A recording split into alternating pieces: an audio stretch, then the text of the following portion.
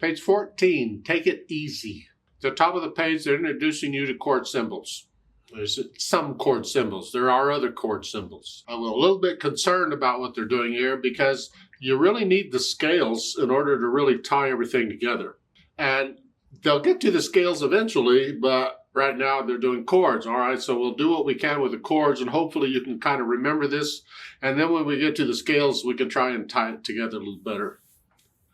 But let's just take a typical chord. Now we're dealing with triads. A triad is a chord made up of 3 notes. Tri means 3. Let's take C major. C major is all the white keys. We usually use C major as the example because it's all the white keys. And if I take the notes from C to C, and I take every other note for 3 notes here, the key is C, just the white notes now. It's a triad. Now I can take this and put it on top. Or I can put that on top here. Or I put that on top. You see, you can rearrange the notes, but as long as you're using the same note names, it's the same chord. When it's in this arrangement, the bottom note tells you the name of the chord.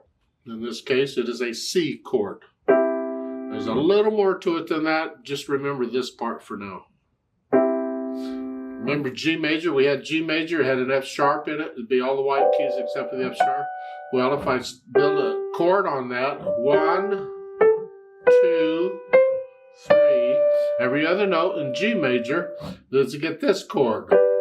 That is a G chord because the bottom note when it's in every other note, the bottom note tells you the name of it.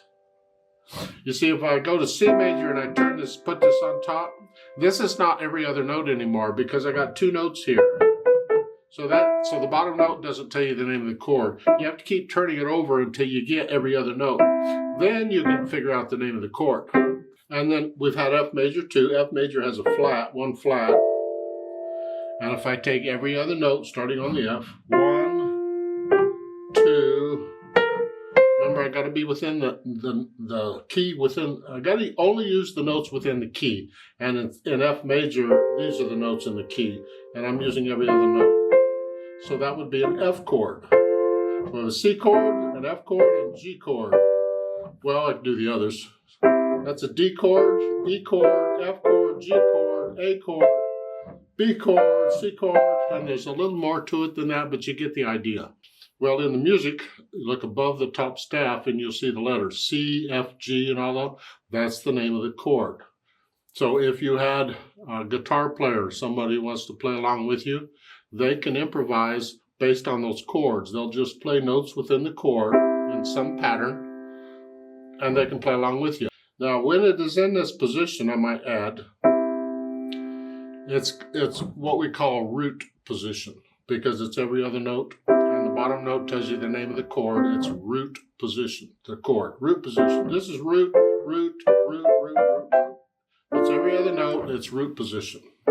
Because if I turn it over here and put it here, well, that's not root position because it got 2 notes in it. We call that an inversion. We invert the chord. So we got first inversion and second inversion. Don't worry about it. Right now, it's just root position. It's every other note. That's what you need to know for now.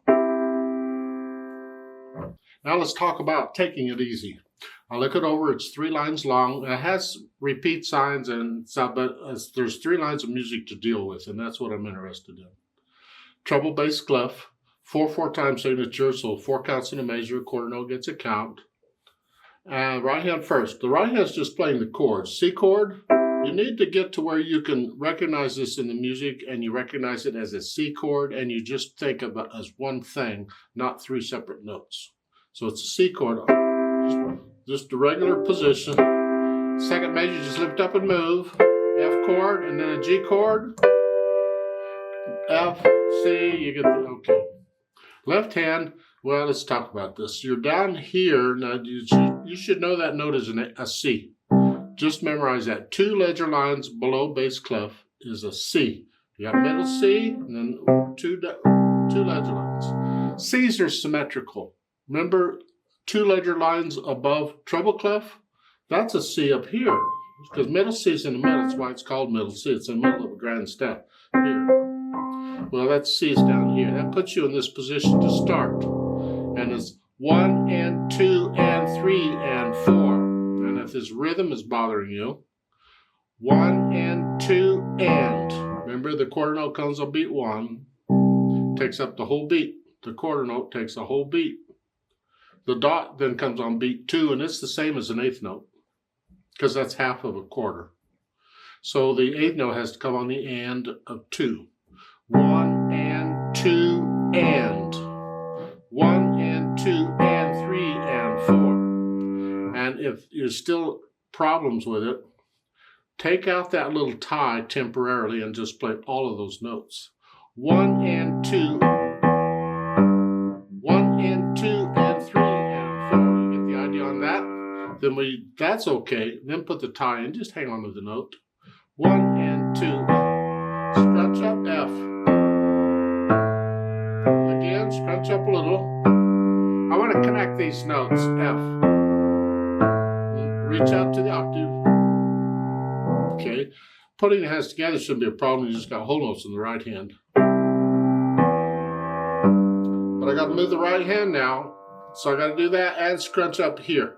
That's why I want to connect the left hand. I don't want to have to be looking down at the left hand to know where I'm going. I want to feel this. Eventually, I want to be able to feel that.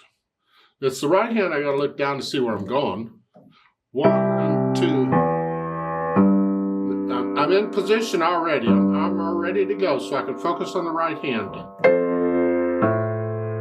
Immediately get into position.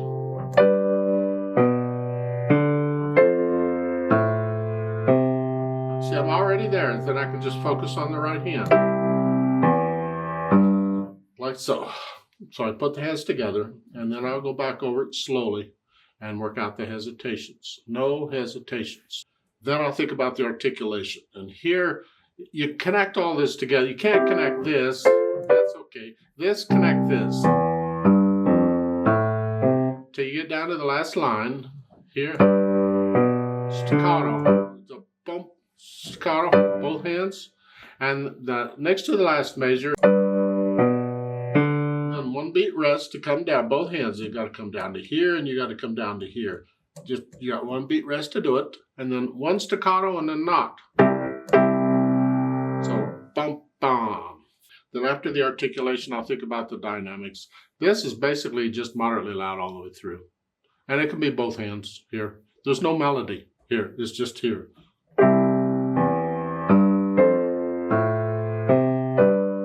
The speed, relaxed. Well, that didn't mean anything. Just take it nice, not too slow, but just a 1, 2, 3, somewhere in the middle, somewhere.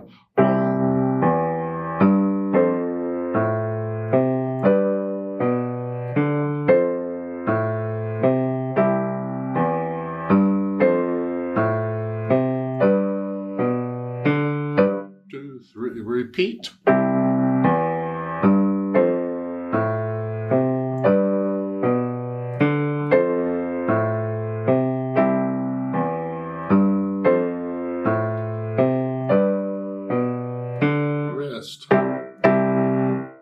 So the endings at the bottom, the first ending has a repeat sign, sends you back to the beginning.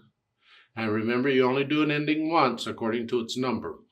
So when I come down the second time, I skip the first ending because I've already done it. And I jump over and do the second ending and finish it. Now on page 15, they talk a little bit about creating an accompaniment. That is, you're improvising something. You're given the chords. See, to look at the top line, you're given the chords, the C chord, F chord, G chord, F chord, and you need to make up an accompaniment to that. And they're giving you the rhythm for the left hand if you want to use it. 1, 2, 3, 4, 1, 2, 3, 4, 1, 2. And the idea is you do something with the right hand in those chords, just an accompaniment. It's not a melody necessarily, it's just an accompaniment. And it's up to you on what you do. You just do chords if you want.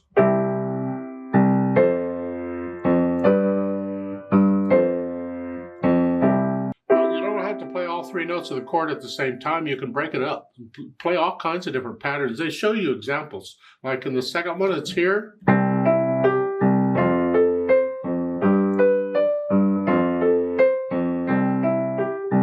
You just keep repeating those 4 measures until you're done or whatever. The second one is a different pattern.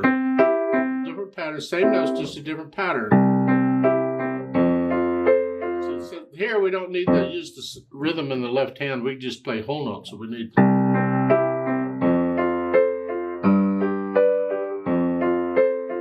Whatever. And the last one, just quarter notes.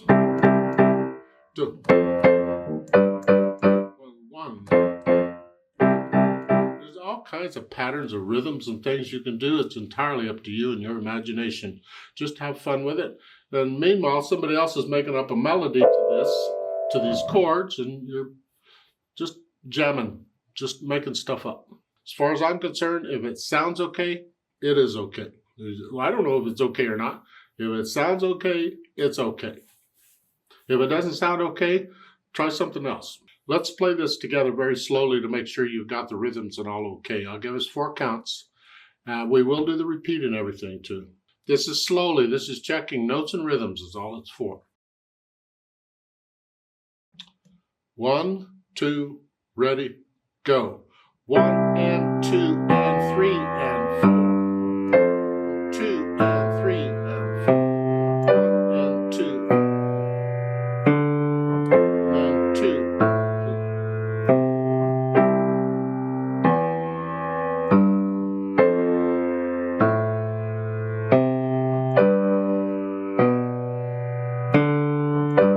2, 3, repeat.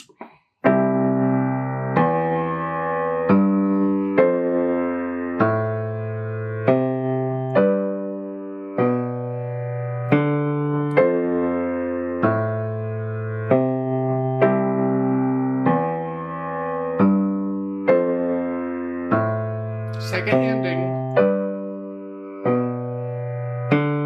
Rest.